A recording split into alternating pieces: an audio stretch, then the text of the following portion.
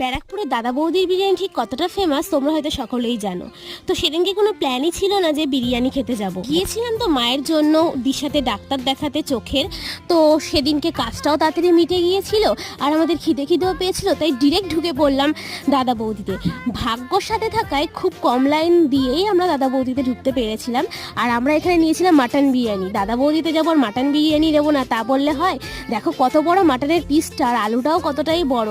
আলুর যা দাম তাই হিসাবে ভালোই কিন্তু আলু দিয়েছে, আর ঝরঝরে রাইস। দেখো আমি একটু আলুটা ভেঙে নিলাম আর নিলাম একটু মাটন। আমার না এইভাবে খেতে খুবই ভালো লাগে। আর তারপরে নিলাম একটু শসা আর এই ধনেপাতা পুদিনা পাতার চাটনিটা।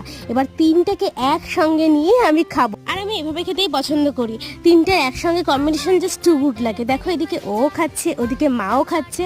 যাই হোক, আমার তো দিনটা খুবই ভালো গেল বিরিয়ানি খেতে খেতে দাদা বৌদির সঙ্গে। তো তোমরা আজ কি খেলে সেটা কমেন্ট করে বলো।